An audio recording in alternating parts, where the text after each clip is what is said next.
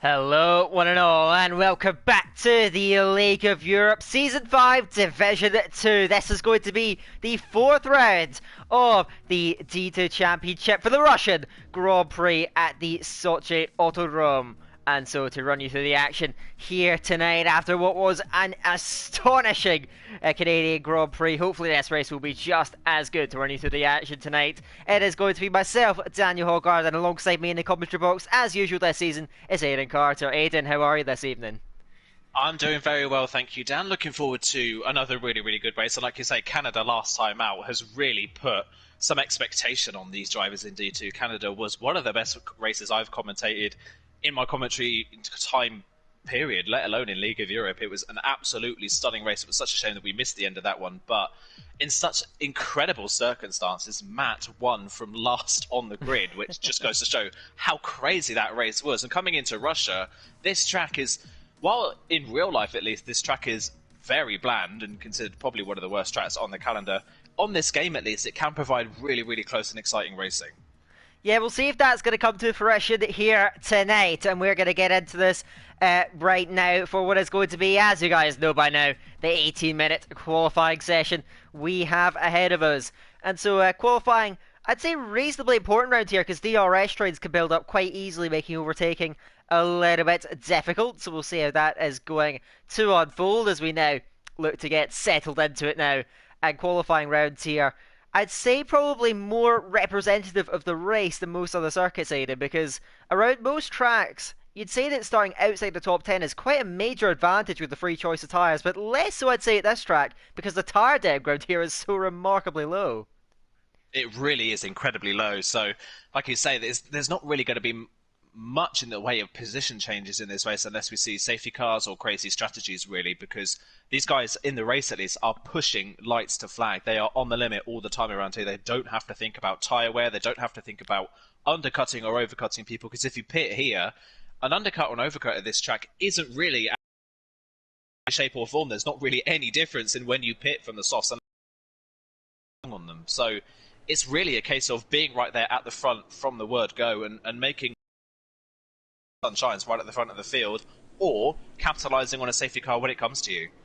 Yeah, certainly. I actually remember the race we had back in Season 3 around this track being something of a lottery car here in Division 2, so that could certainly play a role. We'll see if anyone's going to benefit from positioning. We now gear up for a ride here in qualifying, and it's this track, to run you through what we're going to have in store, it's actually disputed how many corners this track has. I believe it's 18, but the sources can vary on that.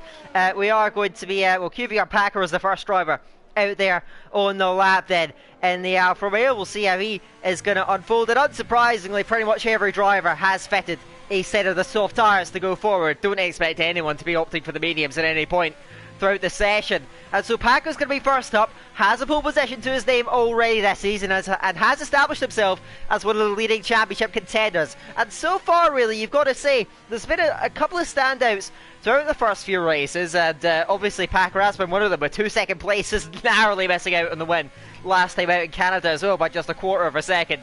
But these guys now all going to have to be on their A game here, because so far this season, Rick, his consistency has just been so strong. It has looked like a championship protagonist and a potential double champion. We'll see how that unfolds, but Rick is the man to beat. 3 podiums in 3 races. We'll see if he can keep it up, but I suspect he's going to have a trouble time keeping this streak up here, because the racing round here is going to be oh so competitive. Yeah, you've got to say the last 3 rounds so far, Rikurik hasn't necessarily won all those races or been on the podium through raw speed alone. Some of the things have come his way, and they've been very unique circumstances, especially at Silverstone with the weather we had. This is going to be Rikurik's probably most difficult test as to where he stands to the rest of the field in terms of pace. And Packer as well. Can he get to the front of the field and finally get that first win of his D2 career? Now he's going to try and set off on that, now heading through the king of turn 1 and then into the braking zone of turn 2, the right-handed then, in the 4th gear then, running it out onto the curb on the exit. Commitment and using the maximum width of the track is out of it rounds here. Now, preparing for the middle sector through turn 3, flat out now, and a turn 4 really attacking that curb on the inside lane, running right up against the wall on the outside as well through the first sector, 132.7 to open up the lap, slight lock up there. going through turn 5. Then it's the right-hand king of Sexton opening up turn 7 again. All about the apex speed, all about the track usage here, carrying as much momentum as you can through the middle point of the lap there. Now, through turns 8 and 9, through the exit, then you're onto the brakes again at turn 10, down in the 4th gear, short shift to 5th, he's going to get some slipstream here. You can see the Alfa Romeos have coordinated this, and he's getting pulled along by his teammate TDP all the way down the straight, and that's going to give him have an advantage up to 330 k's an hour, and onto the brakes in again, into the last set to the lap then. Heading out to the traction zone at turn 14, having to be patient as you apply the throttle, keeping it nice and clean. Now to the off-camber, and very tricky. Turns 15 and 16, then up to the outside line, right up against the wall yet again. You're on the limit of the hot lap round here. Just keeping it valid now.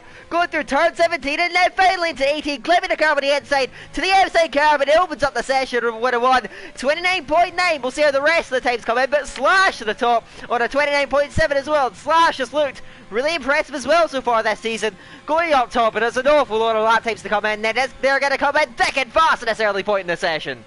Yeah, they definitely are. Ryan Cross is on a 30.1, not quite the lap he would have wanted. I was on board with Slash during his lap. His time was all made in that final sector. His final sector was stunningly fast, really neat and tidy as well, and that played beautifully into his hands. Both McLarens going to 4th and 5th. Once again, they're separated by barely anything. Spag goes into P7 on a 30.2, the slowest driver so far. We now got the 2 Red Bulls. Creco, the reserve driver, crosses the line. A 29.6 goes provisional pole position. That's a great lap time from Creco, who had a great qualifying in Austria in the first round of the season, and his race really fell apart from the start onwards. So good qualifying for him so far. We've got the Haas cars coming up to the line. Falks cross the line, P6, and across the line comes McCrass. He's invalidated his first time in qualifying, and it was a 29.8, so that would have put him onto the second row just behind Noon. So good time for McCrass, but as it's proven, it's pretty easy around this circuit to invalidate your lap time.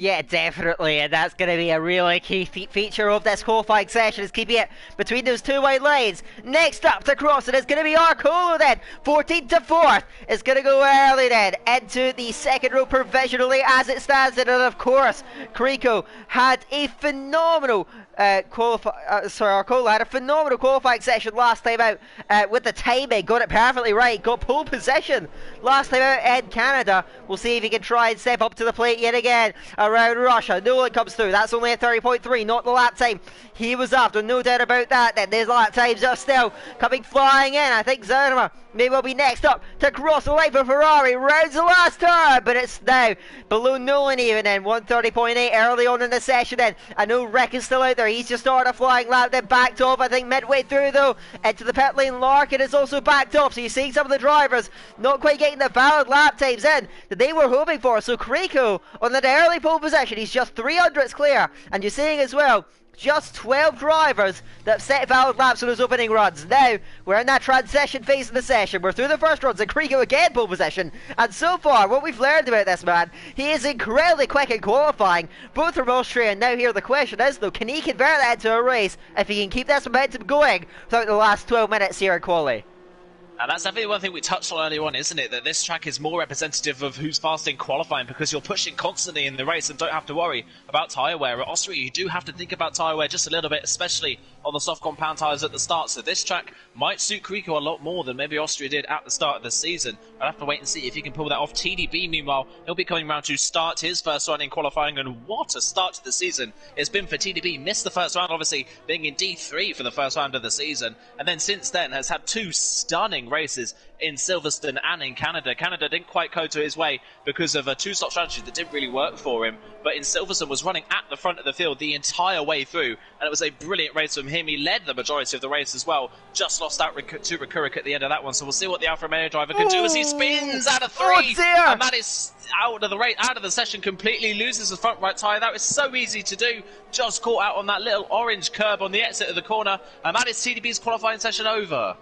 That is stunning and just heartbreaking for TDB. From hero to zero now. So far this championship, the back of the grid it's going to have to be for this race. We'll see if he can try and find a way to fight back then. So now we're looking further up the road then. XL Dillon is heading around then. Dillon is not at the start of the season. He is after either only 1 point to his name from 3 races so far. So the Mercedes needs to be on it then. Can he deliver the goods here tonight? He is now looking to the third part of the lap then. Heading throughout then turn 10 and then opening up that DRS yet again as he's now well on his way towards the last part of the lap. Then what's the time to the middle sector? It's reasonably quick, a 103.9. That's going to put him about midfield if he gets a decent last sector in. A lot of drivers on the outlaps then, and raring to go for those second runs. We'll see who's going to step up to the plate and set the fastest lap times possible then.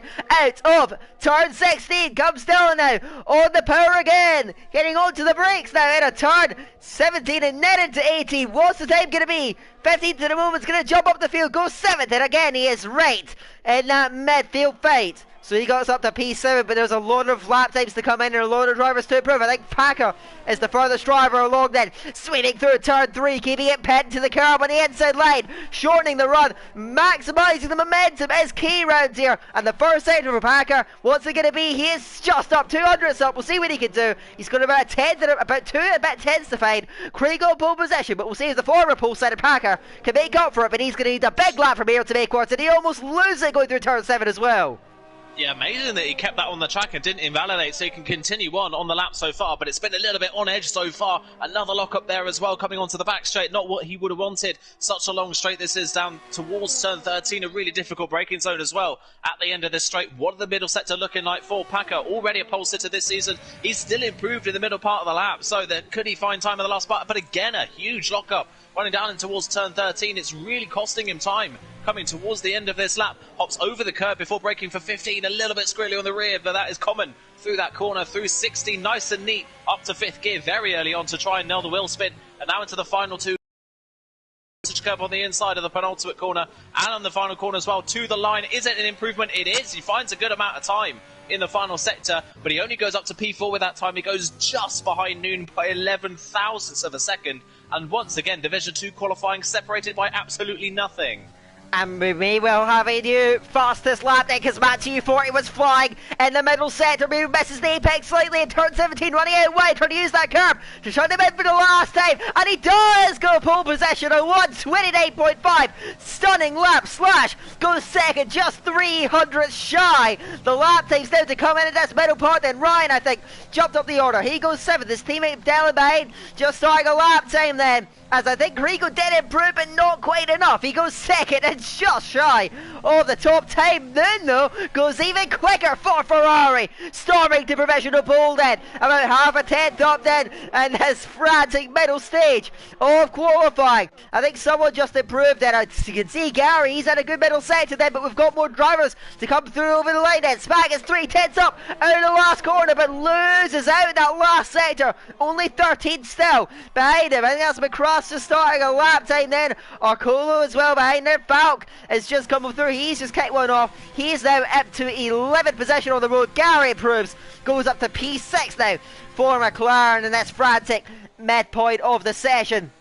I'm not sure if we've got left to try and challenge through. I think Jekyll is still out there. He's actually really competitive going throughout that middle sector. This could be up the top times in the session. Then though, holding down that pole position, Jekyll really aggressive then in a turn 17 and into 18, running through the apex then, up to the line, goes 5th. And that's certainly one of the best showings we've seen from Jekyll in qualifying so far this season. He's had a sort of unspectacular start to the season, but he's looking to try and get himself back en route. The former champion, Rick comes through as only 9th, so not the start to qualifying. He was after them.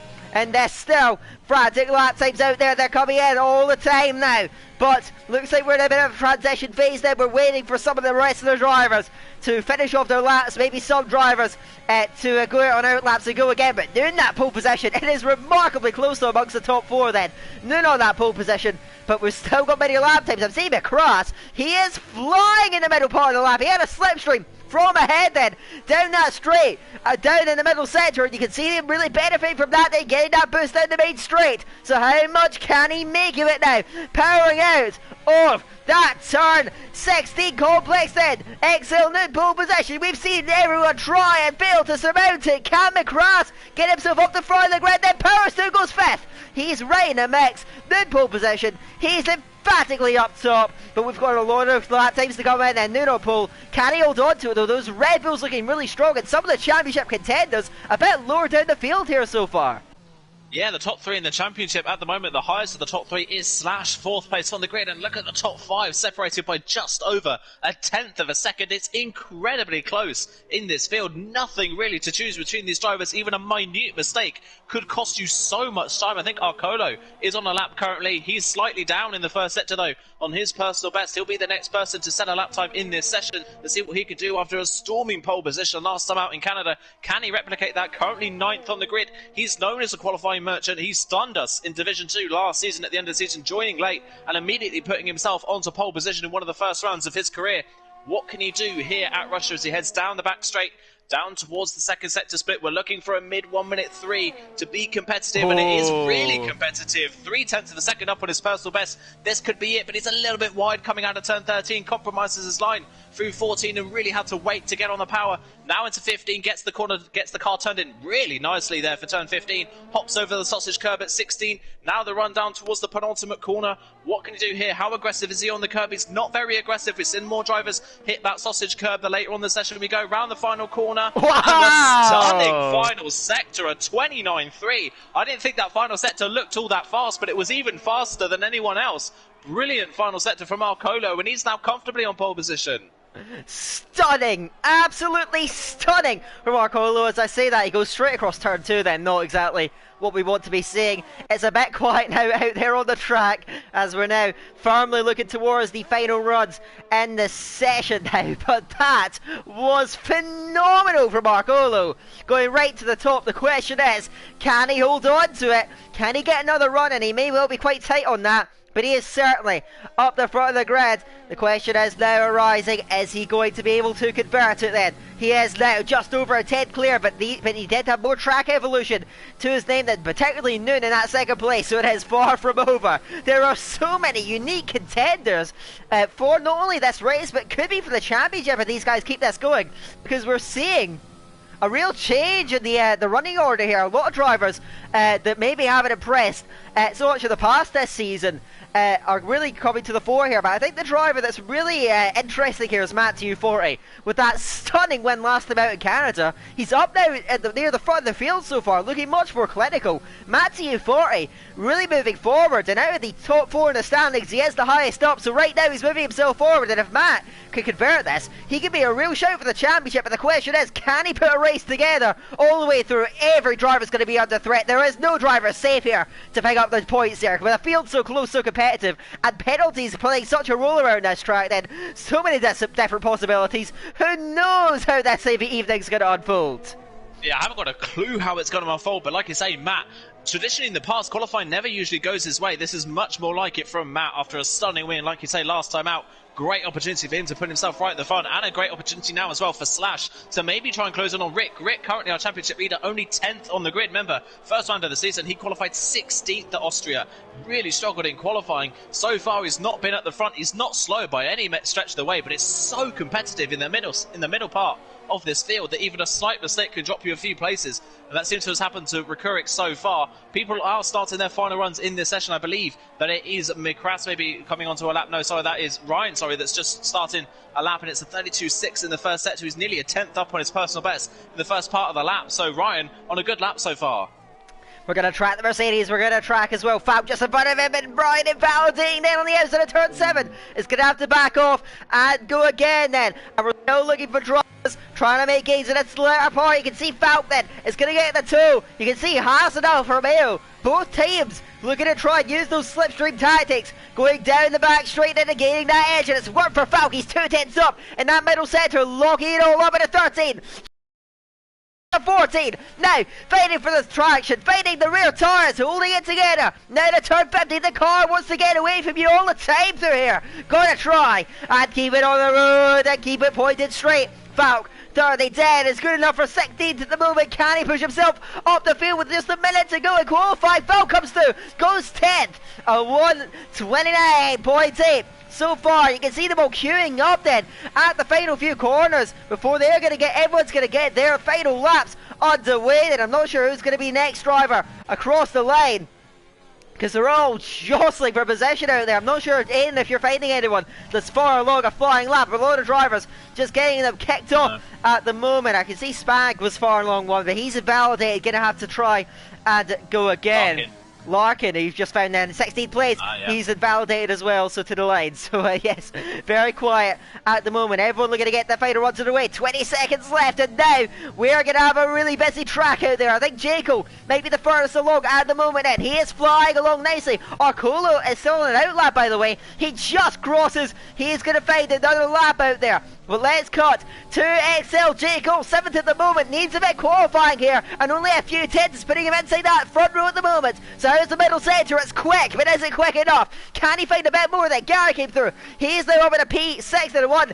29.6 Jaco, very wide there, going through turn 14. I think that may well just hold him back from where he needs to be. Can he make up? So this last centre all over the sausage curve from 16. He knows he needs to make up time. He's going to go all out for this one now. Attacking turn 17, runs a little bit wide. Now to the final corner on the lap then. XL Jaco comes through. It's not an improvement though. That mistake through 14 really cost him dearly behind then. It's going to be Falk. He backs out of the lap then. He's now going to go to the penalty. McCross them over the line. Big improvement. Goes second onto the provisional front row in the grid then. Matthew 44th then. Minute improvement. Keeping himself in that position. XL Nunes backed over lap then. So he's not going to find any more then. Slash out to the line. Krico goes fastest. Krico to the top, and Slash have a 10 striking. Krico snatch of full possession here. There's still so many lap times to come in. Packer is 4th possession now. On the road, will get no harder than 4th on the grid, then still times to come flying in. Zernova comes through, he's 11th at the moment then. Mercedes backing off the lap then. I think we're going to have, Nico is coming round the final turn, he's backed off. Will be no higher than 17th on the grid, not even the session he was after. We have one of the Haas behind him then. Arcola was up in the middle centre, can he snatch pole? Yes he can! And what a massive lap! Arcola to the top, and I think that's going to be it. He snatches pole yet again, 2 in a row. Arcolo for the 2nd week running, right at the death, snatches it a 129.2, a stunning lap. That's pole possession, incredible from Arcolo. He has got a huge chance now heading into the race yet again. I was just looking at, I was on board with him in that final sector. In the first 2 sectors, he didn't really gain any time on his personal best. That final sector was inch perfect. That was an amazing final sector from Arcolo, and that puts him back on provisional pole. But we said that the championship contenders was struggling in qualifying. All of a sudden at the end, Slash and Packer go 3rd and 4th, and Rekurik only down in 15th position. He's going to need another miracle drive like he had in Austria. Let's run through the results though. It is Arcola from Krico.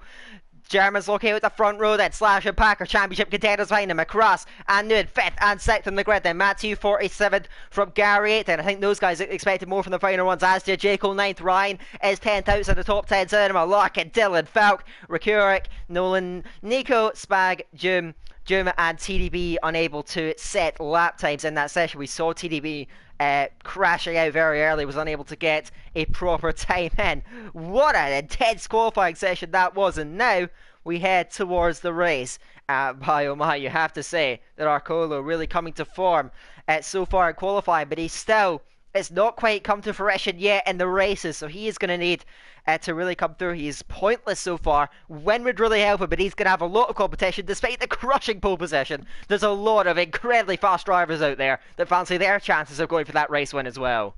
Yeah, it's a really interesting grid actually, because both the drivers on the front row we consider to be very fast in qualifying. It just hasn't come together for them in the race. So Arcolo, like you say, it hasn't scored a point so far this season, and just doesn't seem to be able to translate his quali pace into race pace speed, and it hasn't really come to fruition for him in any race where he's qualified at the front of the field.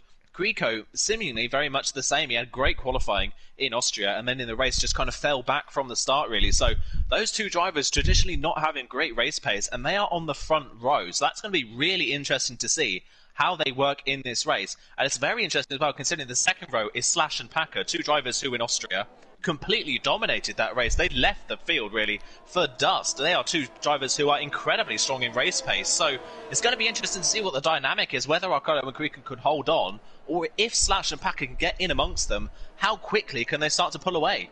Let's not forget that run into turn 1 is one of the longest on the entire calendar, as Doom, disqualified for the formation lap, will be starting with cold tyres, and it's going to be medium tyres at that. Outside the top 10, it's a bit of a mix then. You got Zynomat, Larkin, Falk, Nolan opting for these soft tyres, mediums for Dylan, Rekurik, Nico Spag, Doom, and TDB at the rear of the field.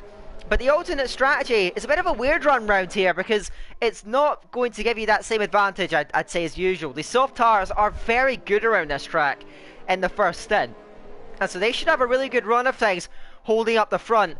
The question is, though, well, they start to go off a little bit easy. One stop it's going to be. Soft to mediums, no troubles there. So we'll see how it unfolds, but Arcolo is going to try and lead them away, but that run into turn 1, that turn 2 I should say, really, is so important, because a good start off the line from the second row can catapult you into the lead, because the slipstream, it can give you such an edge and such a boost going towards turn 2 again. I keep getting that mixed up, but yeah, from that second row, if you get away well, you're having a great shot of trying to snatch that race lead. Yeah, it's very similar to Mexico in a way, where starting on the second row might actually be more of an advantage than being on the front row. So that's one thing to note. And as well, through turn 1, you don't really think of it as a corner at all. But at the race start, at least, especially in Division 3, if anyone tuned into Division 3, you would have known that turn 1 caused absolute carnage. It's very inviting to run 3 or 4 wide through there, and then it closes up a little bit on the exit of the corner and can cause multiple incidents. And one thing as well for Doom, starting at the back of the field on cold tyres, this circuit is probably one of the circuits on the track you can have cold tyres on, because it's actually quite difficult to get these tyres up to full working temperature. So Doom is really going to struggle in this opening lap. Yeah, let's see if you can try and hold on to the car at least, then keep it all intact. As now, around the final turn, you haven't rambled on for quite long enough, Aiden. What's your top 3 prediction for this race? I'm going to go for Slash here. I think Slash could pick up his second win of the season. I'm going to go for Noon second and Matt third. Okay, let's see if that's going to come through then, as now we are poised and raring to go racing yet again for the 4th round of the season. We have 5 lights! And the Russian Grand Prix is underway then. How's the start from Arcolo? It's strong. He's pulling clear at the front end. And Krigo having a tuck in second. Slash getting a good start as well. He's looking for that second place already. Running parallel down the back of the field then. Mercedes spearing off to the ball. It's a huge crash in the back of the field. Cars out then. Ryan Nolan out. What a massive start line incident. Safety car already wrecked with a penalty. It was absolute chaos down there at the first corner before we even reached the first braking zone. Then 2 cars out. Absolutely manic down the back of the field then. Pretty sided up at the front. Slash cropping second. Full safety car in the first lap. What on earth has happened down the back of the field there, Aiden? Exactly what I said would happen. People were going 3 and 4 wide into turn 1 and there just wasn't enough room. And Ryan got caught up in some contact right on the exit of turn 1. Speared to the right and hit the exit of the pit wall. Hit that and then spewed back across the track right in front of Rekurik. Amazingly, Rekurik got away without retiring from the race, but he has got absolutely no front wing at all. Nolan and Ryan, just really unfortunate. Ryan didn't have control of his car. Nolan was in the wrong place at the wrong time, and that is exactly what I said would happen. If people get too aggressive through turn 1, they forget that there's a long straight after it, and that kind of incident can happen. A lot of drivers as well off the line had terrible starts. Both the drivers. Slash second phase of the start was pretty decent, but Packer didn't move off the line. He got swamped by McCrass behind. And Matt had an even worse start, down to 9th with a time penalty. Yeah, of course, cars picking up penalties for that horrendous scene there. Going through turns 1 and then to turn 2, there's going to be, I imagine, quite a busy pit lane near the back of the field then. Drivers coming in. But what's going to be the calls at the front of the field then? Looks like the overwhelming choice is going to be to stay out there. McCrass from P4 diving in early then. He's going to take that risk. It's going to be maybe a set of hard tyres trying to avoid that pit stop. Now, Packer's going to move up there, but it is predictably. And so, everyone looking to try and get a fresh set of tyres on for summer fresh front wing. It's about half the field that has opted for that. Let's see what the tyre choices are going to be. Looks like mediums going on for McCrass and most of the front runners as well then. That started on the softs, they've opted for those tyres. Behind them, Packer coming in, he's got some, I think the graphics glitch is actually kind of taking hold here, but he's still got these soft tyres on. But these guys going to emerge from the pit lane. McCrass, the leader of this group, Noon in front of Jekyll, in front of Matt, in front of Zernoa. That is how things stand then as they emerge from the pit lane now of fresh medium tyres. And of course, a lot of drivers further down the field then opting to go in as well. You can see Falk and Larkin going medium, Spag and Rick going soft. So very intriguing stuff then. The split strategies. The medium's going to the end of the race. I imagine it's probably out the window. But now as the graphics sort them out, well, Arcolo did what he needed to do off the start. Maintain that lead. Got a stunning getaway from the line. But what chaos ensued then. And that's really mixed up the strategies here at Russia. Yeah, and this is exactly what we said in qualifying as well, that this race is either based on how fast you are in qualifying or taking advantage of a safety car, and that's exactly what has happened in this race so far. I don't know if I've entered some sort of parallel universe where I'm watching the Division 3 race I just took part in, because this is almost completely identical to what happened in the Division 3 race. Half the field pitted at the end of lap 1 for damage after a crazy incident at turn 1. And the lead person that pitted was Old School in the Haas, who went for a set of mediums and took those mediums to the end of the race. You can get them to the end, so it's all about whether there's another safety car in this race and how fast McCrass can be 9th in the field. You can get them to the end. He is going to struggle in terms of pace towards the end, but in terms of actual percentage wear, he's not really going to have any problems. So it's all about really the 4 medium runners in front of McCrass who are not going to be at a pace disadvantage to any of the medium runners behind. And it's all about what the 4 drivers at the front of the field on the softs can do and whether they can pull away. Well, just like last time out in Canada, we have another fascinating strategic element to this race. Certainly, they've got the 2 Renaults of Spag and Rick. They've opted to go for those soft. Spag actually diving in again, so maybe he's actually thinking he made a mistake then. Rick, we'll see what he does then.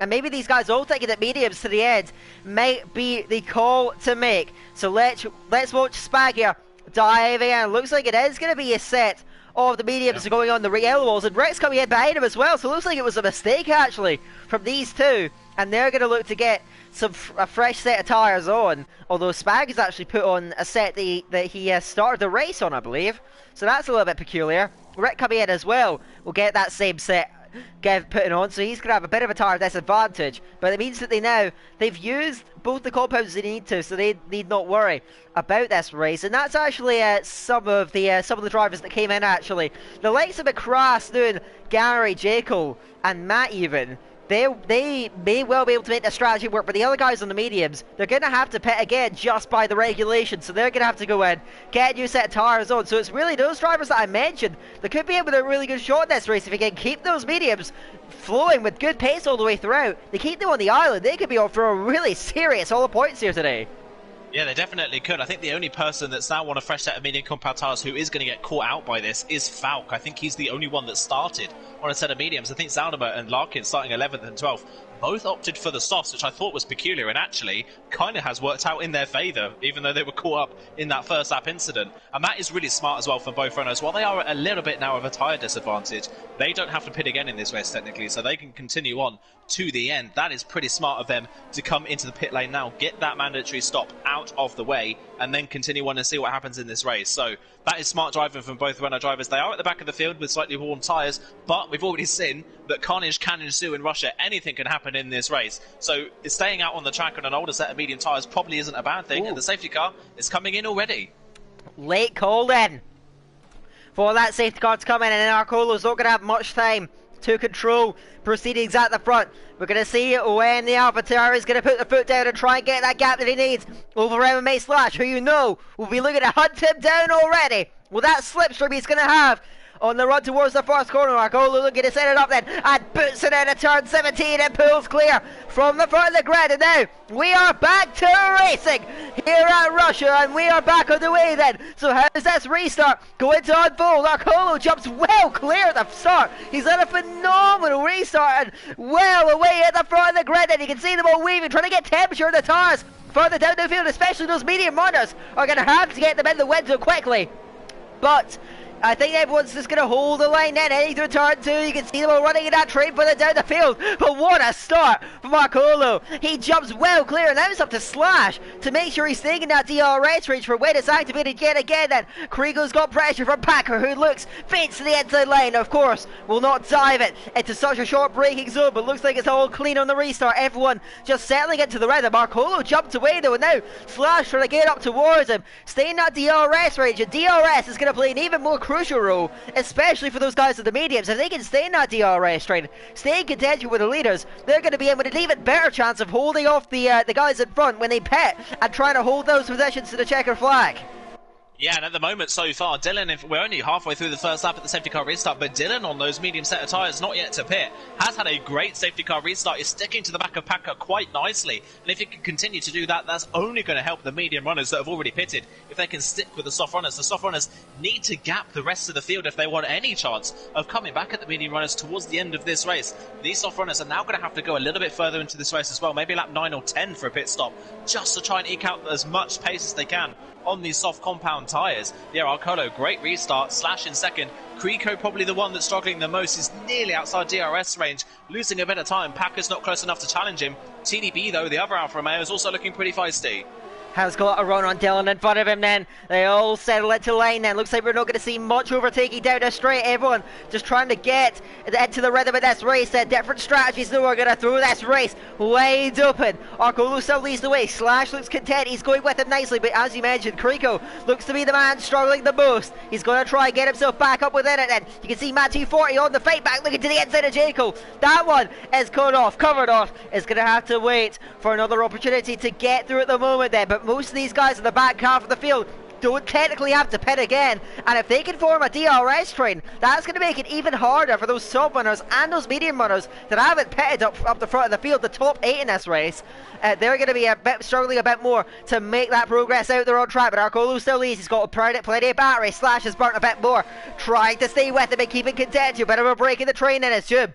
They're struggling a little bit to hold with TDB and Dylan up the road there, and Dylan also struggling, and this is what the soft runners need. They need to pull away as a unit, and Dylan trying to work to that DRS, but if he slips back, the soft runners will at least get a few laps where they can pull away and just get a better advantage before the mediums come into their own a bit more. So Dylan dropping back is really helping these top 4. The gap opening up and stretching. So that seems to be a bit of a shifting dynamic in the race. That gap's opening early on. I think it will be DRS as they come over the line. Yes, it is. And now they're going to get that chance to use it. Heading down the main straight for the first time in the race. And you can see everyone from second downwards is going to be able to use that. Are we going to see any changes of position? Look at TDB. He's going to be threatening Jim then. Heading towards that second corner, looks to the inside line. Is he going to go late? No, he'll hang back for the move so far, but the Mercedes is under pressure already. Dylan trying to hold on place, hasn't quite been able to make it work. Then TDB with him, can't get through just yet, and then Jim behind us dropping back as well. So Nico McCross trying to go with him early on then, and still McCross runs nice with the fresher mediums. These guys looking after the tyres. Gaps opening early on. TDB looks quicker than Dylan as it stands, and Dylan struggling 2 seconds clear. This is exactly what the two soft runners needed. That gap opening up dramatically at the front of the race. Yeah, and Dylan all really wide there, coming out of the corner, just about gets away with it, but you can see Dylan's just not got a lot of turn, and he's really understeering mid-corner, just got no pace at the moment on the medium compound tyres, and like you say, as soon as the soft runners get that gap, they can start to pull away. DRS around this circuit is very powerful, especially on the run down towards turn 13, and TDB is going to try and utilise that. Is he going to go for a move on Dylan, who moves to the inside line for the braking zone, which will turn to the inside line for turn 13. Can TDB get the move done down through the braking zone? Yes, he can, but he's too late on the brakes. Runs really deep. Dylan's going to try and go round the outside of 14. There's a little bit of wheel-to-wheel contact. They get away with it, and Dylan gets back up into 5th place, but this is not what the medium runners need to do. They need to work together to try and keep up with the softs, and already on this lap, Dylan has lost 2 seconds to the drivers in front.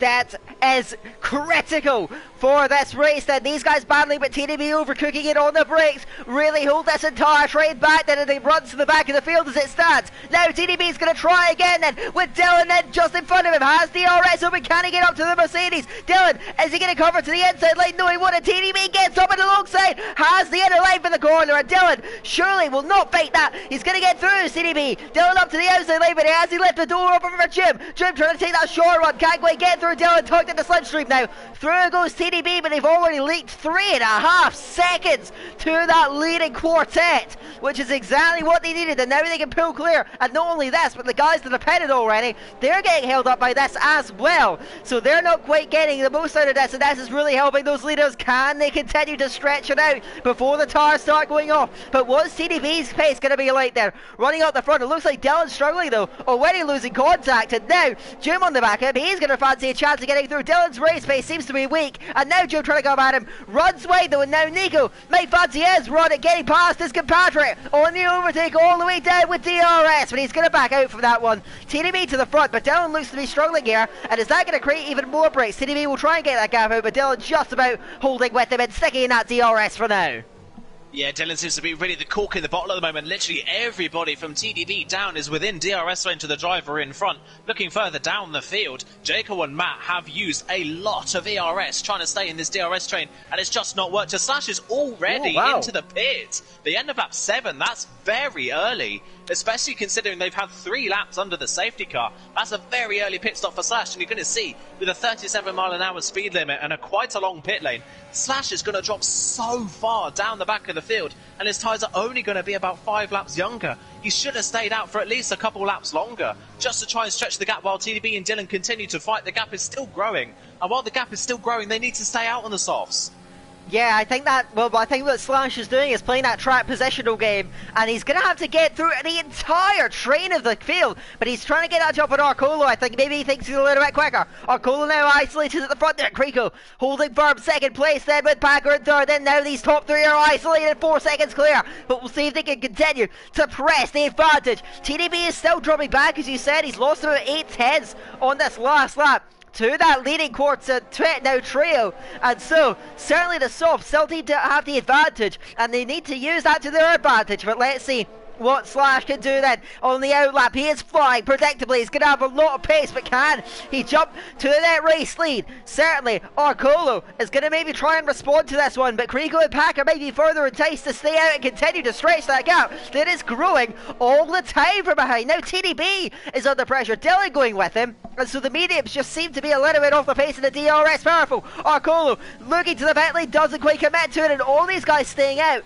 and I think they are going the complete opposite way of Slash. They're not worried about Slash's pit stop by the looks of things. They're content to stay out and just run their race at the moment, try and pull that gap, and with fresher tyres they'll have a much better chance of getting through that train when they try and get up to it.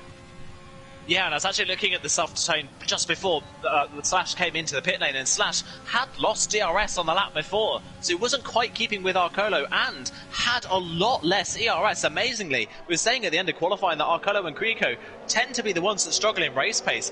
In that quartet at the front of the field before Slash pitted, Slash was the one struggling. He's used a lot of ERS. He is flying, but he's used up a lot of his ERS in doing so, and just doesn't seem to have the raw speed. Meanwhile, further up the field, Noon and Gary going side by side through turn 4, and Noon's going to go around the outside of Gary and get up into that net second place of the people that have pitted. Noon up a place and past Gary, who drops down, and now he's got J. Cole right behind him as well. Gary just struggling a little bit on these medium compound tyres, and still Gary's miserable start to the season seemingly continuing so far.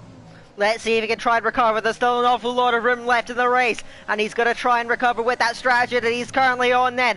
Still at the front of the field, Arcolo, Krico, Packer, still all out there as they duel further down in the order then. Matthew Ford, he's going to fancy his chances of getting through on Jacob to the outside lane. It's going to be towards turn 13. Can he clear the racing point on the brakes then? They battle for the apex of the corner and go wheel to wheel. Round the outside, Matthew Ford forced out wide, then trying to fight to the inside line, but round the outside, Jacob looking to hold on to it. The off-camber turn 15 may favour him round the outside, claims the inner line at turn 16 and is ahead of the Red Bull and reclaims that place. Matthew Ford trying to fight back. They're struggling for DRS now with all this battling. Still the top 3 are out there and content to keep pumping in those laps in the front. The gap is still increasing behind, and so they can try and make big use of this as it stands at the moment then. Jacob's going to be under threat yet again. The Red Bull and Matt gets alongside and then drawing level down the straight, but he's going to have to go all the way right into the turn 2.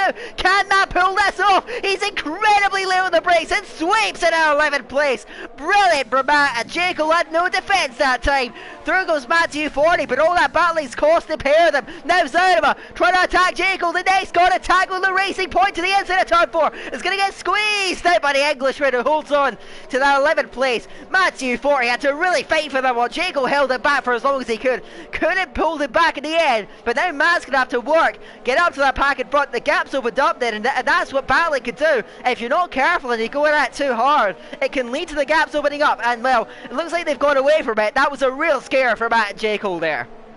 It really was, and Matt, that looked like a move that was coming for a few laps. He's been tucked right underneath the rear wing of J. Cole ever since the pit, and he's come past and finally got that move done. And you can just see on board with J. Cole, he's used all of his ERS. Despite being in a DRS train, where you usually tend to save ERS, J. Cole's completely out of it. You can tell he's really having to push to try and keep the drivers in front, and it's just not working, and he understeers heavily through turn 14. That's only going to put Zaldimer right on the back of him, as well as Falk and Larkin as well, and both of the Renaults that are still out there on their older tyres. They're still going quite nicely in 16th and 17th place. Slash, meanwhile, in the last couple of laps, has taken 4 seconds out of the Renaults in front. Slash is absolutely flying, but still the soft runners continue to pull away.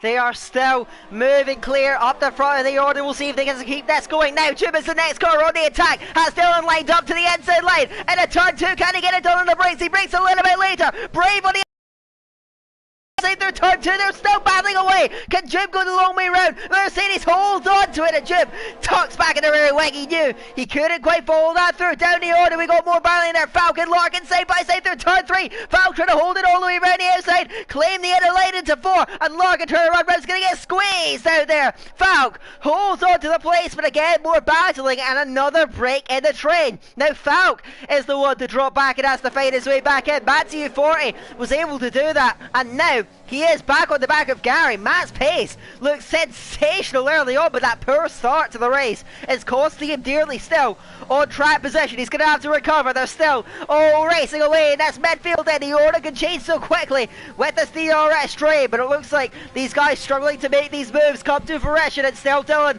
now that still TDB, sorry, at the head of the train with Dylan chasing him. Looks like they're all just settling in. I saw Noon getting very close to McCross. They're held back for the move for the moment. Looking at the race leaders though, as the pit stops to come through then. Arcolo, Creco, Packer all in then, getting themselves all slowed down for the pit lane. Packer nearly into the back of Creco. They hold on to it. The question is now though, are they going to get it in front of Slash? You'd think Slash would be ahead, but they're going to have fresher tires to come at the Williams, and Slash is going to be busy to hold all these guys back. They're going to be flying up to him surely now.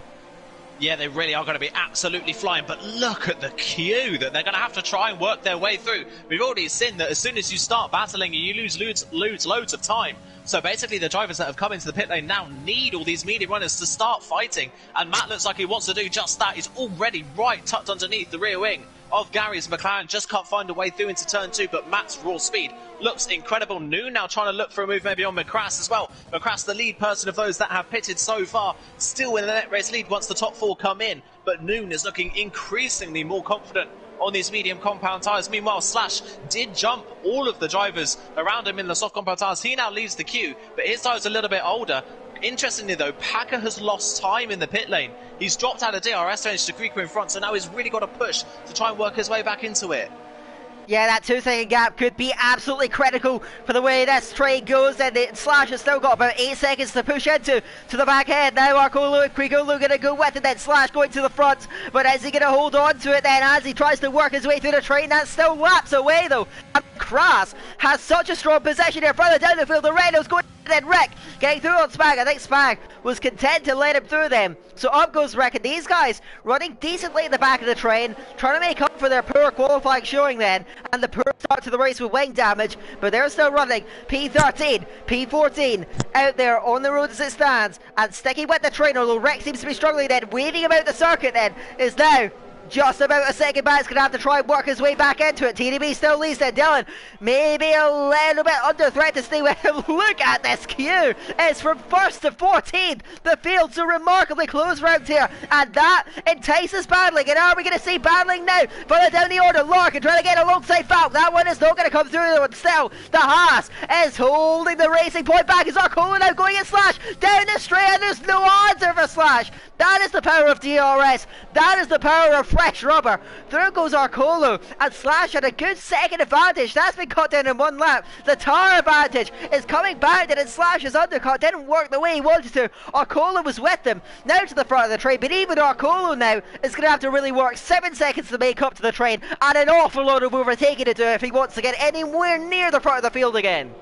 Yeah, he's got a lot of ground to make up. He's going to hope that all those people staying out on the medium tyres are just going to lose pace. We'll have to see what Arcolo's pace is once he's really up and going. As he is now, it's 7 seconds is the gap to the Renaults in front. We'll see how quickly that comes down. And like I say, Slash, again, incredibly low on ERS. You can tell he's really pushing, but the raw speed just isn't there for the Williams fan. And Arcolo has nearly broken DRS to the Williams already. It's further up. Matt has gone off the road, I think. J. Cole coming back at Matt all of a sudden. Down the inside towards turn 15. Can J. Cole get the move done and get back past the Red Bull? This time round, Matt's around the outside of 15 through 16 though. J. Cole's going to drive clean around the outside of the Red Bull and get the move done. That's a brilliant move from J. Cole, and all of a sudden Matt looked really, really fast, was tucked up underneath the rear wing of Gary, has fallen back behind the racing point of J. Cole. He's going to have to try and work to overtake yet again, but now on the overtaking, J. Cole's going to struggle to defend this one. Matt trying to come back at J. Cole. It's been a back and forth battle all the way through. He covers the inside line yet again, but is it going to be enough? Matt draws level. Now towards the break, J. Cole is brave to the inside line. It's going to get through, runs a bit wide on the exit, and Matt trying to fight back again. Round the long way round the turn 3. Can he carry the momentum through? He's got his side pod, he's got his front nose alongside the side pod of J. Cole to the inside of the turn 4. J. Cole swinging around the inside, they wheel back. They come together, doing the apex, and now Zano are trying to take advantage. This has been what a fierce battle these two have had all the way throughout the race, and J. Cole yet again comes out on top and fends off the intentions of Matt G40 behind him, who will be furious with that mistake, dropping it back and trying to fight back again. Jacob's going to have to really, really work though to get himself back within range of the cars in front, and that gap has just begun to open up. One thing to mention, Arcolo with a penalty. I was just going to say that Arcolo is flying in this race and closing on these guys rapidly, but that penalty really holding him back, and now Slash, Krico with him then, but Slash is going to be under pressure. Krico now trying to chase him down the back of the field. Everyone is in this race, it can go either way. Krico with Slash, but Slash just held on to that DRS and will just hold on to the 16th place and locks up through 13, but will keep the intentions of the Red Bull at bay for the time being and will maintain the place, but for how much longer can he do it? Still, the lead is in the hands of TDB. He's had a great recovery drive so far, but that's going to work against him. When he gets those soft tires on, he's going to be down the field looking to try and fight back. Looks like they're all content to sit in the line here, or are they? Larkin is on the attack yet again on Valk, chasing him down towards the first turn, and Valk is defensive on the inside. He knows the threat of the Racing Point behind him, who gets a much better run. Is going to go for the inside of the turn 3. No traction, denies him, and he has to sit in 12th place. It's a game of cat and mouse all the way up the field, but behind him Arcolo flying, chasing down that gap rapidly. Kriego now through on Slash. He's now up in the 16th, and Kriego with a great chance, but the fresh medium's really coming through. These guys have a tire advantage and chasing down these guys rapidly. The question is though, in a DRS train, can they get the moves done and get themselves up the front of the train? Then still held by McCrass. There's an awful long way to get up to there. Then McCrass still looking strong. Arcola will try and charge up to them, but he's got an awful long way to go still. Yeah, they're really going to have to rely on drivers around getting penalties or having really, really bad tyre wear towards the end of the race. Arcolo is flying, so is Krico. Slash drops another place, and Packer just can't close in. He's stuck down in 18th, last of the field at the moment, dropping back from the drivers in front. All of a sudden, the drivers I said had great race pace and could be ahead of Arcolo and Krico are actually now being dropped by Arcolo and Krico. They've been the two faster drivers out of this quartet so far. Krico, you've got to say, has looked increasingly strong, and without a penalty so far, that could really play into his hands. And Dylan looks like he's going to be the first of the leaders into the pit lane. He's in from second place, and I think he might have been followed in. No, he wasn't followed in the end. Dylan into the pit lane early on for a set of soft compound tyres. He'll drop to the back of the field, but that opens up a little bit of a gap now between TDB and Joom. You sense out that the pit stops are going to start coming soon for all of these remaining medium runners. Now they form a trio at the front of the field. We'll see when they all come in. Dylan now from the pit lane is going to be an awful long way off the back of the field, but he'll have much better tyres than the group ahead. Can he chase them down? He's going to have so much ground to make up to get himself back in this race. Looks like everyone's still holding formation at this field. Still, McCrass, what a race this man is driving. He's keeping XL Nude, Gary at bay, and these guys at the moment look to be leading podium contenders. Matthew 40 looked like a charger, a hard charger a few laps ago, but now that seems to have faded. He's going to have to try and get himself back in. Jaco holding him off for the moment, still in the hunt for the podium. Matt is wide at a turn 7, skips it back on the road, and will get away without a penalty. but you sense that the penalties are going to start playing a role. Then you predicted the drivers are going to start picking them up then. Out of turn 10 for the 16th time in the race, and in a race that continues to evolve and ebb and flow. The lead held by TDB, but is he going to relinquish it with a pit stop on this lap? Jim's put in a good lap, but he has a penalty to his name as well, dropping him well down the field, and he's going to be at the back of it anyway. As it stands right now, as TDB, a little error, going to turn 16, putting Jim with him. Now let's see, what's the strategy goal going to be? Into the pits comes TDB, into the pits comes Jim, into the pits comes Nico. And so now, I believe that is the score entirely settled when the pit stops are concerned, and it is McCrass who rises to the top then. Cream rises to the top, but he's going to be under pressure then. Excel Noon trying to apply that pressure now, with DRS opening, there's nothing to defend for the Haas. Noon now going for the race lead, down the outside, down the straight, he's going to cruise past Shirley, and Excel Noon leads the Russian Grand Prix around 4. Brilliant from Noon. He finally reclaims that race lead, and now Recross trying to go with him. Software is in to the back of the field. They're now going to try and service it. Arcolo is charging, he's almost there. It is a lead. Don't know how to describe it as a group of 10 for the lead, but Arcolo chasing them down rapidly. We're going to see how the overtake is going to be, but Noon now leading the way. McCrass going with him, as TDB now with a penalty going to really hold his charge back. Dylan the lead now of that group, then the undercut really worked out for him, but Noon now at the front. McCrass trying to stretch with him, but Noon's pace looks strong, it looks solid. He's 7 tenths clear already. Can the Ferrari break away here? It'd be absolutely critical for his race win chances. And that was really smart from Noon. I was just on board with him. He had 100% ERS by the time the top 4 came into the pit lane. He just waited until all the leaders came into the pits, and then pounced as soon as McCrass was under a little bit of pressure. And now he's using that excess ERS to try and pull away a little bit. So Noon playing this perfectly so far. Can he break DRS? That would be crucial for his race if he can get that. We've already seen that DRS around this track is so powerful, which is why we're seeing these DRS trains form. As soon as someone drops about 9 tenths back, they get the DRS and are immediately back within half a second. Can Noon break it? I don't think he's going to be able to break it coming onto the pit straight. It's just going to be right on the bubble, but Noon, I think, is still not quite out of range just yet. Is right there, but McCrass gets DRS and will be able to hold on. And now J. Cole looking a little bit more feisty. He's not saved up any ERS, but he's a lot closer to Gary than he was, not under as much pressure from behind. But you can see in the background, Arcolo's nearly there. He's nearly within DRS range. He's nearly on the back of Spag as Dylan sets a 32.9. Fastest lap of the race. He is closing in rapidly at this point. He was 2 seconds faster than the other drivers on that lap, and TDB is now going to try and get past Dylan once again. These two battling for the second time in this race. TDB is going to go down the inside towards turn 2, and Dylan has nothing to fight with, but TDB a little bit wide on the exit on turn 3. Dylan trying to go back round the outside, but he decides against going for the move. TDB is going to hold on through turn 3, hold on to 15th place, and now he leads the charge of the soft runners. He's got to stay off the soft runners. He's looked the fastest so far. How quickly can he close in on the back of the train? He's got 7 seconds to make, or about 8 seconds to make up, and his teammate Packer up the road then, as now Arcolo is there with them, and let the games begin, everyone. Now Arcolo's going to have to try and work his way through, but he has a penalty to his name still. Craco's within that range, not out of this just yet, but now Noon holds the lead, but he has not been able to break away, and I think he's accepted that. McCrass is firmly with him, and Gary now beginning to apply pressure. He's driven a quietly solid race, Gary, and he is now right back within these guys. Can he find the way through? Noon now leads the way, but he's going to be coming under pressure these last few laps. Surely now, look at this train. It is an 11 car scrap for the race win, with just now coming through with 9 laps to go. My apologies then. That is going to be the story here. And now, can Arcolo make these moves stick then in this critical stage of the race for the AlphaTauri? First up on the hit list is the two Renaults then. Notably Spag just in front of him on the road, but he's too far away. Too far gone and cannot get through. TDB is storming past lap of the race. He is seconds quicker than Packer in front of him. And by definition, he's much quicker than the race leaders as well. No one is out this race. It is I think all 18 drivers stand a chance of this one. Yet again, like in Canada, it's phenomenally close. Noon holds the race win, but can he hold on to it? Would be a brilliant drive for the Ferrari, but there are so many possibilities. The strategies have opened up. Noon leading.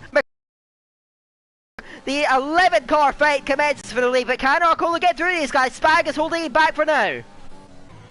Yeah, so far he's not been able to make a move further back. Creco made a little bit of a mistake. He's dropped further back, so he's still yet to catch this queue of cars in front. On that last lap, by the way, TDB was 3 seconds faster than Noon. That was such a fast lap from TDB. I don't think anyone's going to get close to that fastest lap time unless you get some sort of crazy end to this race. At the front of the field, all of a sudden, J. Cole's dropped off the back of Gary just a little bit. Matt's not quite close enough to build the pressure, but you've got to say Gary's looking like the one who wants to make the moves at the front of the field. Arcolo is still not close enough as well to the two Renaults, all a bit further up the field as well. I think that was Zaldamer making a little bit of a mistake. He's picked up a penalty, interestingly. One driver who never picks up penalties, he's picked one up, and he ran a little bit wide coming out of turn 15. He's going to be under pressure from Falk here. Can Zaldamer hold on to the DRS of Matt in front? I think he's just going to keep it.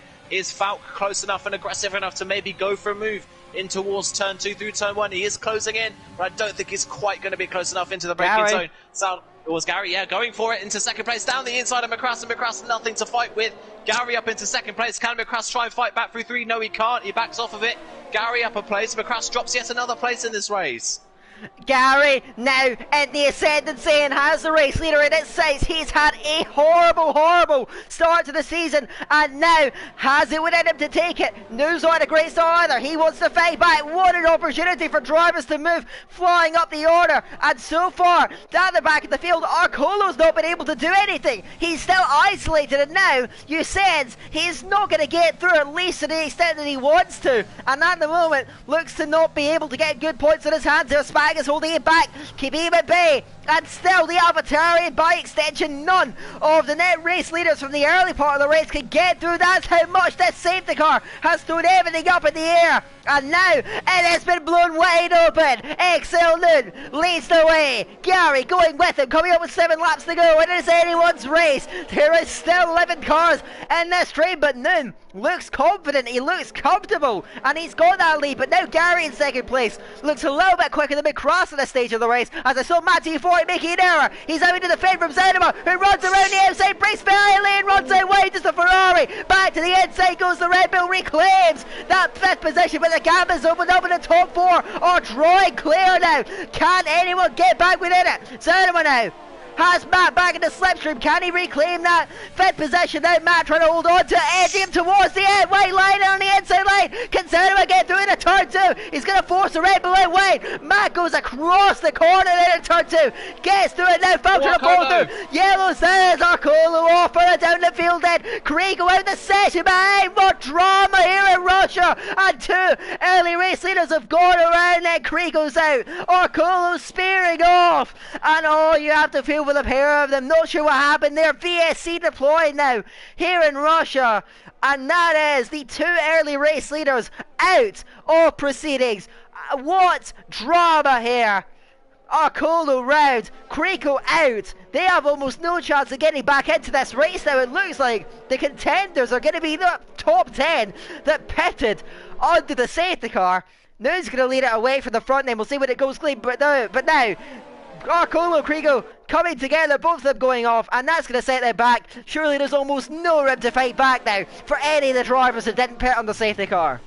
Yeah, Slash just isn't fast enough at this point in the race, and neither's Packer. They don't have the raw speed to close up to the queue of cars in front, and they are being caught now by the soft runners. June passed Dylan somewhere on that previous lap as well. He's up to 14th place.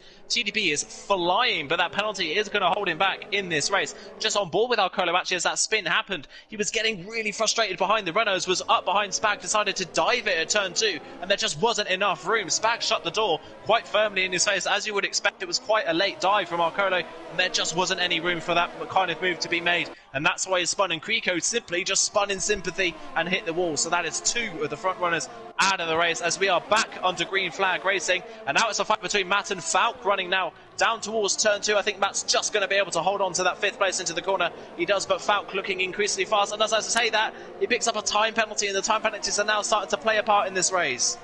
Yeah, Falcon Zaldamer dropping back then, isolating the top 5 then at the front of this race. Then Matt's going to have to dig in here to get back within that DRS, where he dropped out briefly, now trying to work his way back. So it's up for Noon now to set the pace at the front then. He's got an opportunity to create a 4-way fight for the race win instead of the 10-way fight we'd otherwise have. So he's got to dig in here. We'll see if he can hold on to this. Gary going with him. But he has less ERS to use then. Nunes that covered on him at the moment, and the Ferrari looks so strong at the front of the race. Can he drive it home as we approach the final 5 laps of the Russian Grand Prix? And Gary's now with the race leader, but the move is not coming just yet. Dylan now a penalty, and he was one of the last of the soft winners to not have a penalty. That's allowing Nico to jump and visit stands, and it moves up the order of the soft winners who are working their way back towards the race leaders now, but is it just too little? Too late, they're having to make up an entire pit stop then. Nico cruising past Dylan. Dylan doesn't put up a fight, he knows that it's not going to matter, and now Nico up in the 15th place. He's trying to charge late and salvage some points from this Russian Grand Prix. He's still got an outside chance of them, but still, Noon leading the line. Can he hold on to it? 5 to go in what has been a truly dramatic Russian race. Exil Noon leads the line. Gary trying to go with him, and it looks like Matthew 40 is doing enough to work his way back in, but the same could not be said as now. Gary looking to run the race lead. No, will not go for it just yet, but he's making his presence felt. He's making his presence known. And now on the overtake, looking at him, and now McCross struggling to go with it. Is this turning in to a 2-horse race? A duel mano a mano between the front two. McCross is going to have to dig deep here, find some extra time, because at the moment Noon and Gary pulling clear. Gary trying to urge Noon on to pull away. 3/4 of a second the gap. Can McCross stay in that lane, or is he going to get back within it? Is he going to drop back? Noon's still leading. Gary putting the pressure on. There are so many possibilities. Can Noon hold on to this?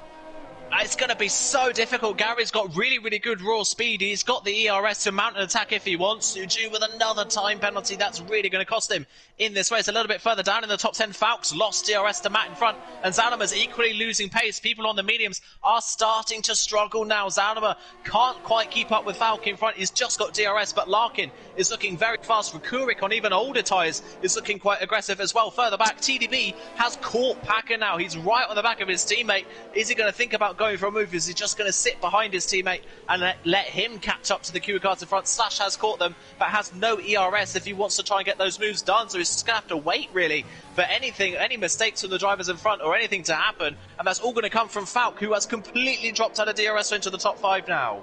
Yeah, it's a lead quintet now. Let's see how this is going to unfold then. Noon's still leading the line. Gary on the overtake. He's searching for any way to get through. There's no XL team orders, and these guys are going at it to the checkered flag. You can bet that then. Matthew 40 on the attack, and again he throws everything at Jekyll. This battle has been one of the flashpoints in the race, and Jekyll so far has managed to get the better of it. TDB to the inside of Packer. Packer unable to fight it. Through goes TDB. Up at 12. He's got 2 seconds to make up to the train, but he has that penalty. That really holding him back. Can he get in and amongst it though in these last few laps? The gap now opening. Falk has lost contact. It is now an isolated top 5. These 5 drivers, Noon, Gary, McCross, Jacob, Matty 40, get a duel. They're going to go out for the race win, and they can go any way between these 5.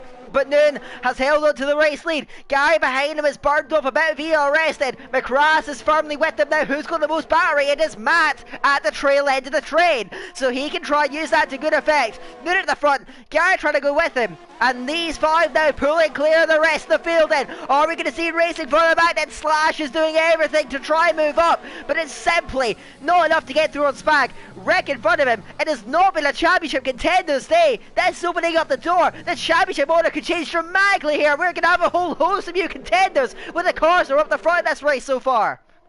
Yeah, it's going to completely change. Zada a little bit of a mistake again in 15, and now Larkin's trying to go for the move into the penultimate corner. Unorthodox overtaking opportunities down the inside of the Ferrari. There's a little bit of contact on the exit of the corner, but Larkin gets through and up into 7th place, but he's now lost DRS range to Falk.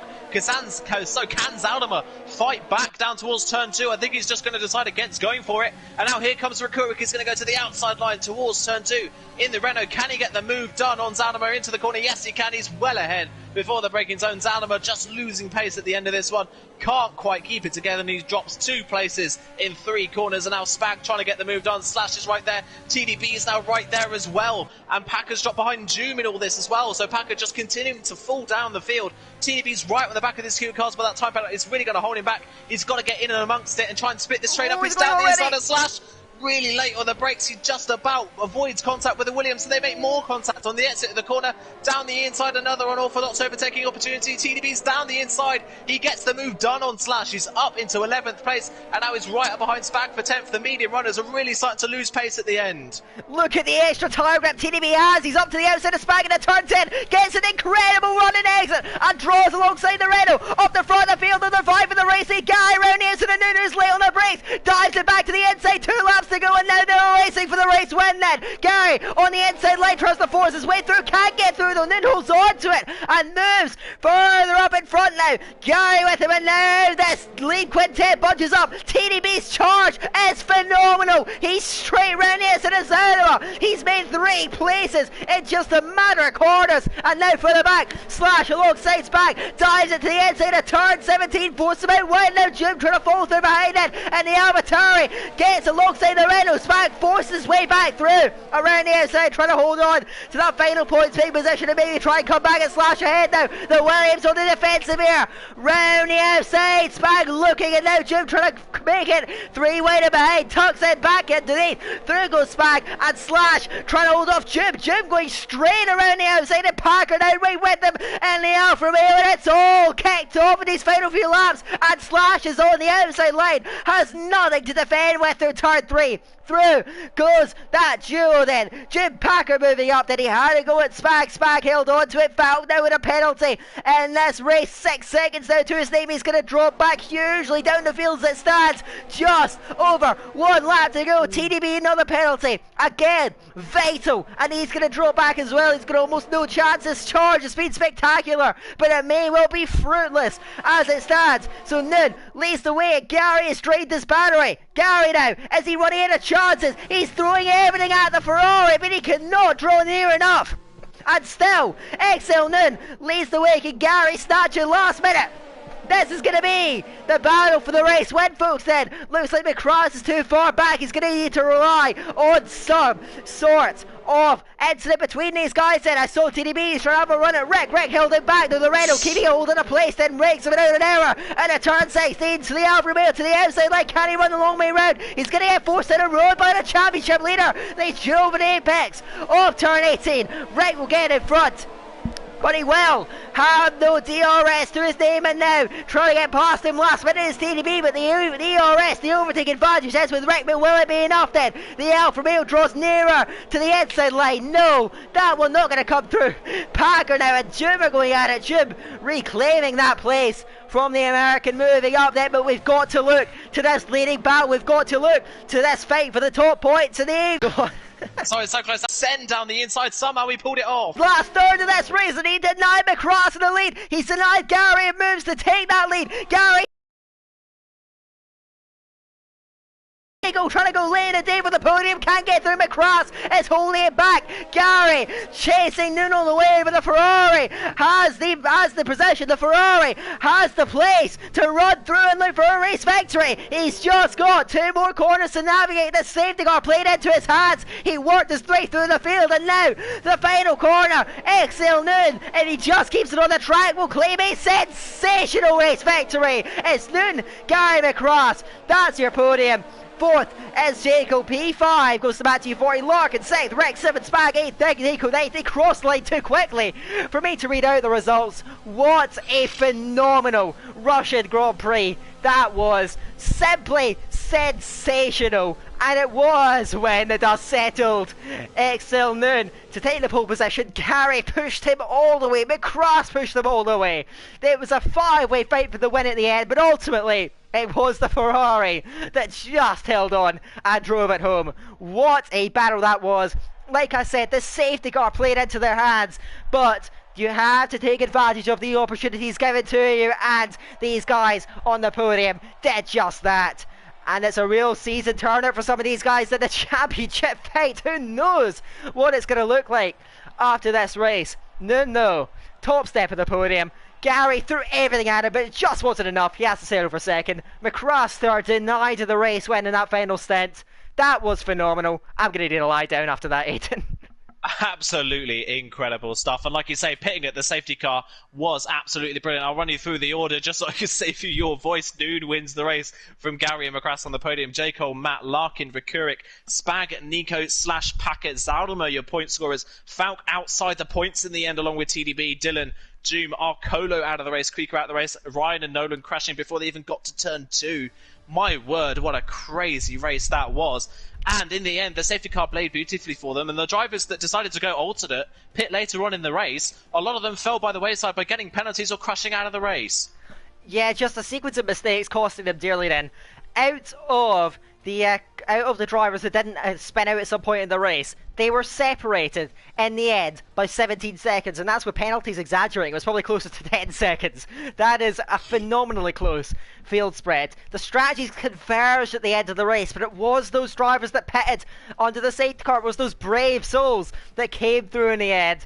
Noon wins it. Gary second, McCrath third. We need to get these guys out for an interview to hear from them after that race, because that was simply brilliant and incredibly tense, because those podium sitters, I think they pretty much sat in every conceivable order between the three of them at some point during the race. They all battled away, went back and forth all the way through. Noon came out on top, but he had to really, really work for that one. He really did, yeah. And a bit further down the field as well, we're talking about how the championship protagonists really didn't have a great race. Rekurik actually recovered pretty well, having a terrible qualifying, dropping to the back of the field for the start of the race, really, and then having to pit twice in the opening couple of laps, recovered to a 7th place finish. So he's not actually lost that many points. It's a good recovery for Rekurik, despite being at the back of the train for the majority of that race, really. So that's going to help him out massively in this championship battle if he can hold on and keep performing like that in this championship. If he can just make up for some of these poor rounds, that could really, really help him. Good for Matt as well in the championship, and McCrass. Both were quite close to each other in the championship standings. This could propel them right to the front of the field. Yeah, they'll be right in the mix then. Of course, Rick didn't have a 2-barrel race. He might actually end up extending his championship lead from this race because of the disasters, the relative disasters at least, that Slash and Packer had, his nearest rivals, of course, in that championship. What this is going to do is really open things up, and I don't think we can call a run. We can definitely not even call a group of championship contenders, because everyone is virtually still in it in such an incredibly close field as it stands. But I'm very much looking forward to hearing from those podium sitters. Certainly, I think we're going to hear from all of them over the strategies first of all, because that was certainly one of the the major pieces to the puzzle in what propelled them up the front of the order. But yes, what a race. And I think from a more personal point of view, I think that one makes up for Canada. But now we're going to get, I think we are now getting drivers into the party. Brilliant stuff then. XL Gary, the first driver to join us. I assume that you're all fine with your audio. Yeah, I think we're going to hear from you. And also Noon joining us as well. And it's going to be great to hear from you guys. You guys had a great fight for the race win. I guess we'll come to you first, Gary. Obviously, qualifying maybe didn't go quite as well as you would have expected. So what was your thoughts then when that safety car got pulled out after that massive start line chaos that happened? And what were your thoughts? Were you straight away looking towards that pit lane and trying to get some fresh tyres on? Well, yeah, I knew my race pace was good, so it was quite annoying that I was a little bit further down than I'd like to be. But once I knew coming into it in the back of my head, if there's a safety car lap one, I'm probably going to pit for mediums, and it came, and I decided to pit. And I think a lot of people decided to stay out, which ultimately cost them. But yeah, I had in the back of my mind I was always going to pit lap one if there was a safety car, and thankfully it came and saved me really.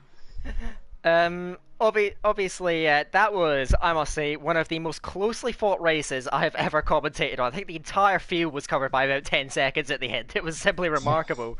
But what was the general experience? Because it was pretty much a DRS train all the way through. What was it like racing in that environment with the entire field pretty much being in one spot?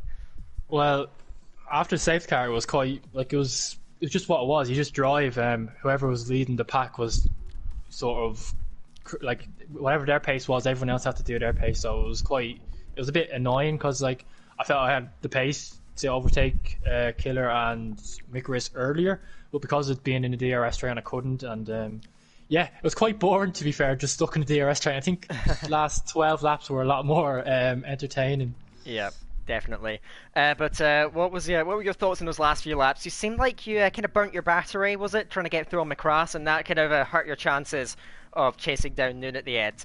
What were your thoughts? Did you think for a moment that you might be able to get that race victory? Because you really ran him close a few times, especially into turn 13. So what were your thoughts on those final few laps? Yeah, looking back, I probably used it a little bit too much to ERS, but I knew I tried. I had to push really hard on the ERS because I knew Jake had a lot more than me. Campbell was telling me in the party, so I knew if I used more, get close to him, he might use more himself. But I got close, wasn't enough. He defended really well, but I'm not going to complain after the start to the season I had. I'll happily take second, but hopefully next time I can get the win. But yeah, we'll take second this week. Speaking of, I was going to say, speaking of next time, obviously, I was going to say that by your standards, I think the start of the season you would admit was an absolute disaster. So this is your first point score of the season, I believe. So a real kickstart to your season now when we head into the next round of the championship, which I believe, if I'm not mistaken, is at Monaco. How do you feel about Monaco? I know it's a pretty polarizing track for a lot of drivers. Are you one of these drivers that loves the circuit, or are you one of these drivers that absolutely loathes it? I'm not a massive fan of it, but I will practice it because you got to practice for Monaco really more than most tracks. But yeah, I'm not really bothered. Just I'll race. It's fine. Hopefully it goes well. But I know some people won't practice for Monaco, so hopefully there's going to be more opportunities to have another result like this because I sort of need them. But yeah, looking forward to it anyway. Yeah, no doubt. And I'm gonna, I guess we'll cut towards our race winner now, XL Noon. I'm sure everything's fine as well for you on the audio side of things before we can get into this. But first of all, wow, that was quite the race then, quite a battle up front. You were, after that safety car came out then, and then you were kind of thrust into the limelight in this race. What were your thoughts going throughout? Because you spent most of the race battling with Macrass and Gary as well. So what was it like kind of assessing them? You got to see them out on track. And were you confident from an early stage that you could maybe come through with a race victory?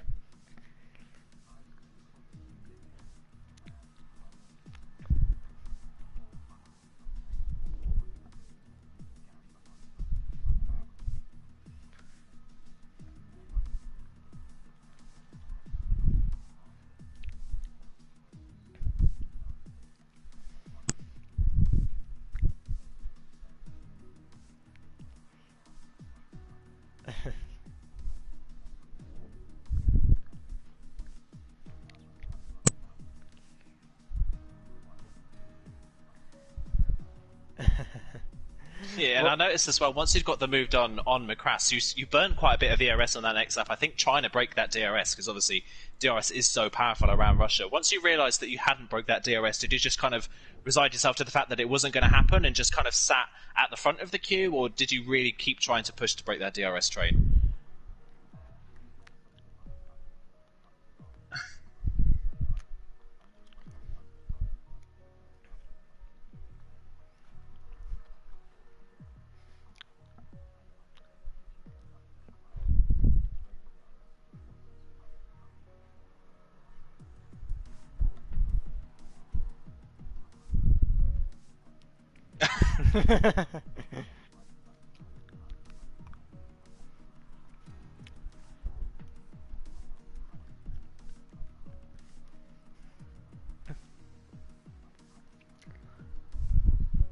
Jake, I don't think your voice is even on share, man. Well, no, because people in the chat saying that you're not. Never mind. Sorry. Okay. Wait, where are you seeing that? I'm just looking. Oh, Discord. Sorry. Oh, I had it on don't allow, but I don't know why, because it was on allow for commentary. That's very weird. I apologise. Oh well. That's fair. Sorry that's inexplicable. for Then I'm very confused at that. I guess we'll just keep going as if nothing happened. I guess I'm sure that's how you run most things in life anyway. But obviously your start to the season has been, I'd say, mixed. I'm not sure if you'd agree with that assessment, but it's maybe not been as much as you'd hoped for. But now obviously you've got that race one under your belt. Are you thinking you maybe trying to challenge those top drivers? You'll be right in amongst it now after that race win. So what are your thoughts? And are you optimistic you could maybe push for a title this season? Oh, you're tempting me, aren't you? You're trying to make me into saying something. The first three races have been awful.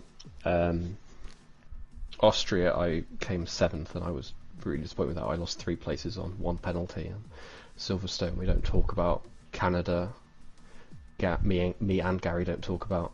I'm optimistic I can be in the fight for top 5 in the championship. I think from where I've started, that's a solid aim. But beyond that, I know that Packer and Slash are on raw pace quicker than me, so I wouldn't dare to think that right now anyway that I can challenge them. But maybe in a few races I'll change my mind.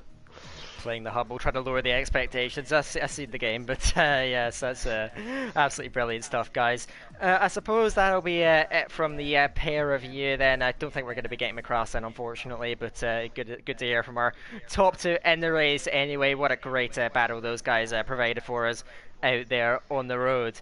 But I think that is going to be just about it for this week. Great racing yet again tonight, and of course next week we're going to be heading for the Monaco circuit, and one that, as Aidan said earlier, polarizes the drivers, and I think you could see a very different running order there as well. So we'll see how it all unfolds. But I think with just about everything said and done, I'm not sure if Aidan. Actually, I'm going to come to you, Aidan, quickly. Who's your driver of the day for today? Yeah, you knew it was coming. Yeah, I knew it was coming. Definitely, it was going to come at some point, wasn't it? I think it's going to be hard, and I'm sorry, Gary, but I'm going to have to give it to Noon. I think we're not on, and yeah, just a really smart drive for me today. So Noon, you get my driver of the day. Thank you very much. Rightly so. Unbelievable. Only win driver of the day these days. Jesus. Right, let's before this gets too heated, I think it's better to wrap this up relatively soon. Please, of course, make sure to tune in for next week's race at Monaco coming up. Of course, you guys know the schedule by now. It is going to be on every Saturday.